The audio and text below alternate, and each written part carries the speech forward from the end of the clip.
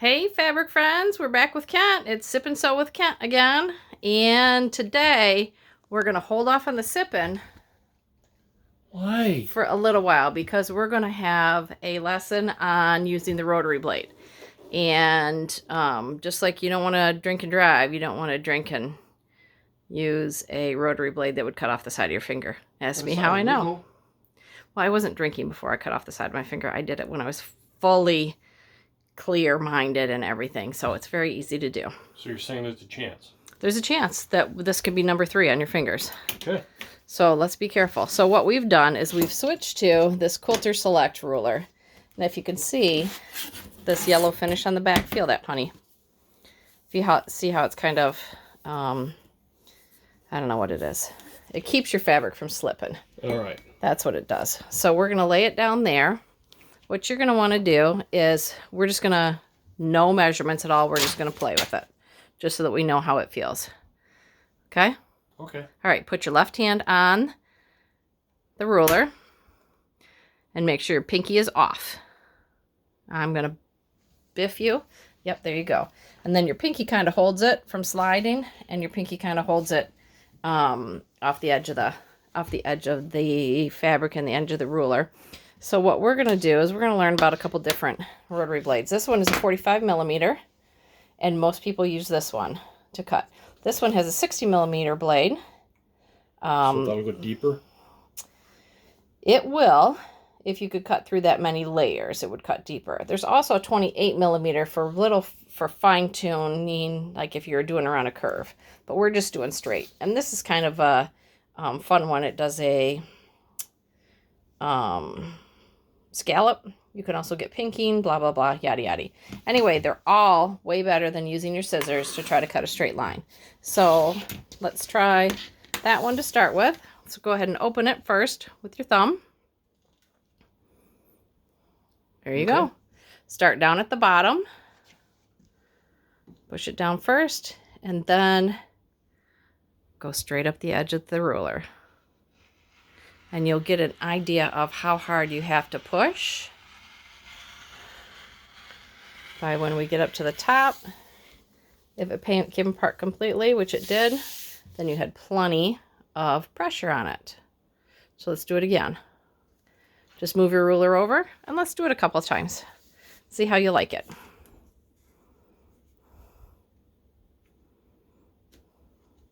You can, when you're cutting your fabric, you can line your ruler up with the grid on the board. So we would just need to straighten the bottom edge out. Or you can actually cut it. I'm trying to make sure I don't put my hand on top of the blade. You could take it like this, and it's completely cockeyed on the grid. But because you have your numbers here, see, we can line that up perfectly with 1 inch all the way up. Wow. So you can use your ruler to cut it straight. So you could actually do either way. And you can also cut on both sides of this mat. So some people like to use the other side when they're cutting batting, because the batting goes in the grooves. It's hard to get out. Are you pushing super hard? Yeah. Okay. Sounds like you are. You don't have to. Let's try, move it again and try going a little bit lighter.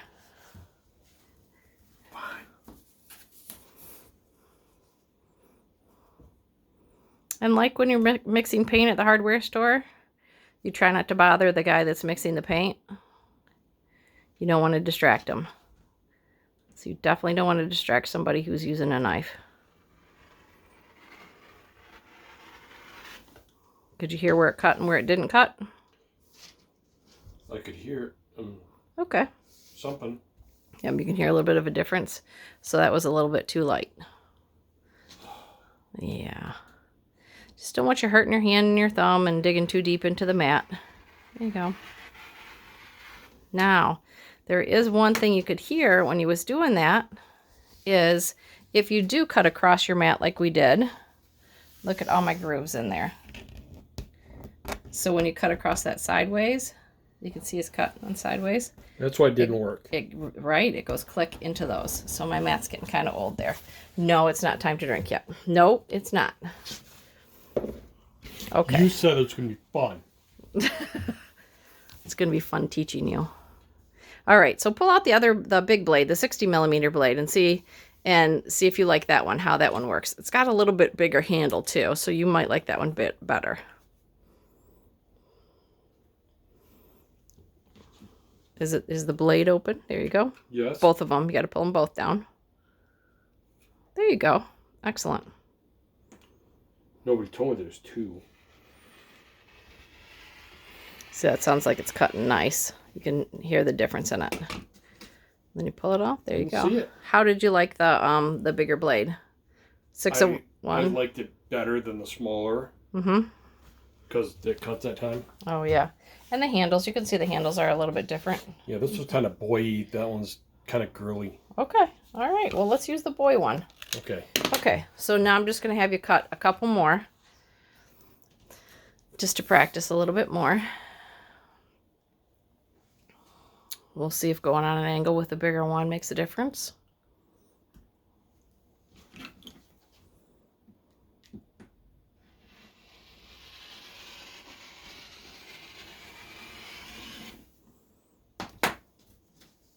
Look at that. Okay.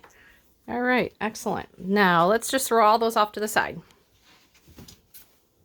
Yep. All of it. You're funny. Okay. Now we're going to start a new one. So we're going to cut 2.5-inch strips. 2.5-inch strips are one of the most basic pre-cut of all. So if you can get a pre-cut, why are we doing this? That's the next step. Oh. We're going to go with 10 inches right here. So if we're going to cut 2.5 inches off, that's going to be at what mark? From 10 to 2.5 would be 7.5. It would be 12.5. So we're going to start at 10. I know. We're going to start at 10. We're going to cut at 12.5, and then 2.5 more inches is 15. 2.5 more, 17.5. 2.5 more, 20. Okay? I thought we were going 10. We're started at 10. I'm going to beat you. This is what I live with, people. He's so funny. It's kind of like I think I am at work. I think I'm so funny and I just giggle. So if I was going to get pre-cuts and not have to go through all this danger, is this pre-cut stuff you carry? It is pre-cut stuff I carry. However, what if you wanted 2.5-inch strips of something that you had in your stash, or 2.5-inch strips of something I did not have? Have you met me? I don't have a stash yet. No, you don't. You can use my stash though. All right. So now leave the fabric where it is. Just pick up the bottom edge of your ruler and move it over 2.5 inches. Where was I? You were at 12.5. 12.5. So I'm going to be at 15. Mm-hmm. I can't see a number down here. I see one here, but I don't see a number up here. Well, you can look on the left side of your ruler and see if the left side of your ruler is straight. No. Okay, well then straighten that top there so that it's nice and straight. There you go. Now you can see you're at the hash mark on top. Oh. So there's a science of sewing. There is, and there's math. A lot of math involved in sewing and cutting. Do you know what my favorite subject is? Cutting? Math. Oh. Mm-hmm. Besides recess, it was math. Then English. Okay, now what? 17.5? Mm-hmm. So granted, Kent is new at using the rotary blade and measurements and all that kind of stuff. But you can see that cutting 2.5-inch strips is time consuming. And if you're new, you're cutting them just one fabric at a time. It is 2 layers, but it's one fabric at a time. Once you get used to... Oh, no. How did it jump? I didn't do anything. This is dumb. So once you get used to cutting fabric and used to how hard you need to press on on the rotary blade, you'll be able to cut 2 or 3 pieces of fabric at a time. So you'll be cutting 4 or 6 layers. But right now we're just cutting 2 because we don't want to make it too rough to start with. But what do we know about sharp blades? My husband taught me this. Honey, what did you teach me when we were first engaged or married and we had dull knives? Or I had dull knives. To duck? That it's going to be easier to cut yourself with a dull blade. Oh, yeah. It's always have a sharp edge. Because you're pushing too hard with your dull blade or your dull rotary blade, your dull knife, your dull anything like that. You push harder, and then you have a more tendency of it to slip. So there we go. So it took that amount of time to cut 1 layer of one fabric. Oh, see, so frustrating. Ugh. With 4 2.5-inch strips. And if you were doing a whole quilt with 2.5-inch strips, that would be very time consuming, wouldn't it, honey? It would. I would say, hey, go to your shop and get some stuff. Some what? What are they called? Precuts. Precuts. Okay, so let's talk a little bit about precuts. I'm going to let you cut that just to get the satisfaction of getting it done. And then we'll talk precuts. Okay, so there's a lot of different shapes of precuts. Look, I made thread. You did.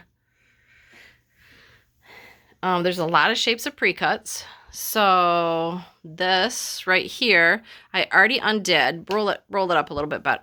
Well, you can't roll it up better because I had it all jumbled down.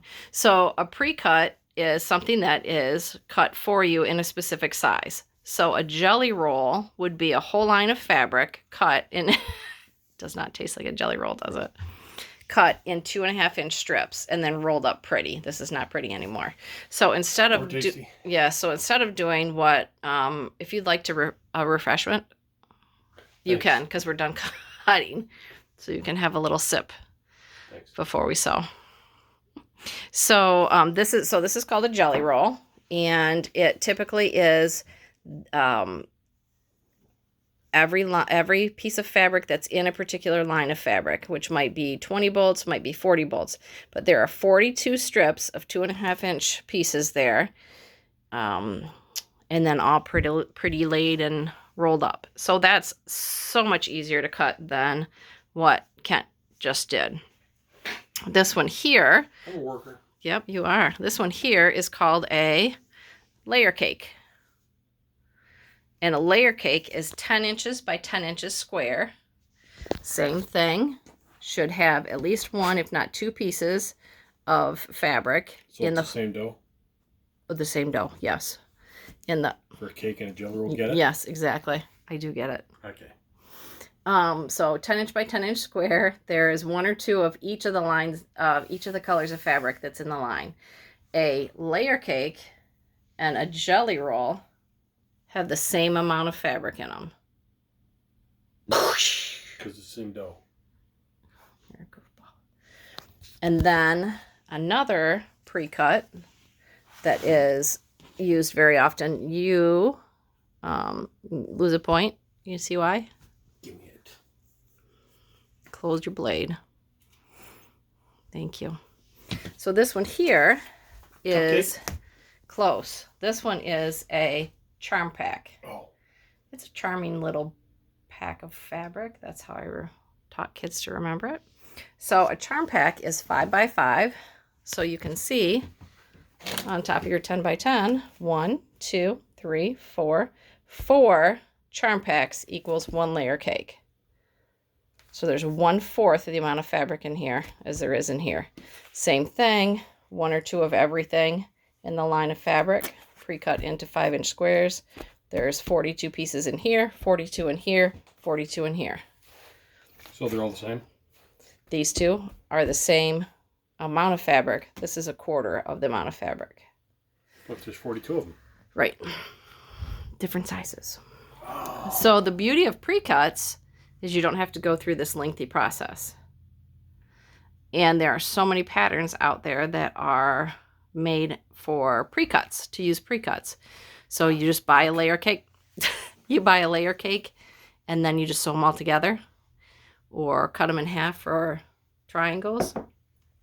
So much easier on the cutting. Do you want to try the fun blade, the scallop blade?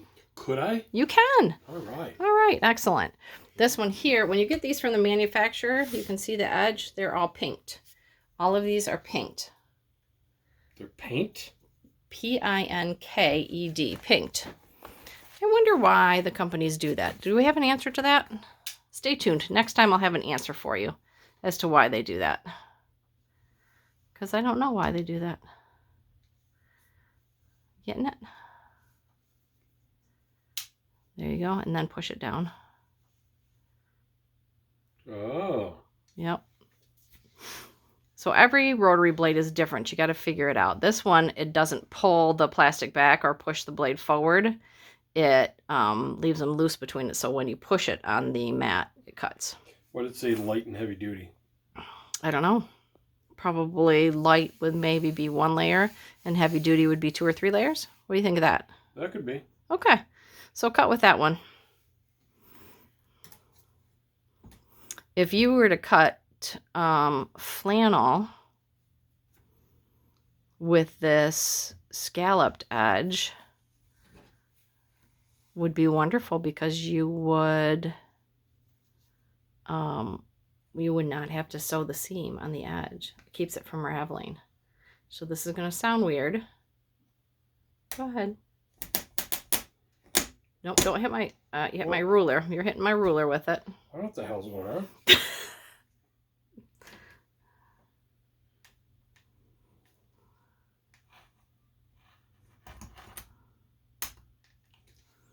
I don't like this. Okay. Well, we can stop if you don't like it. It's dumb. It's making me go sideways.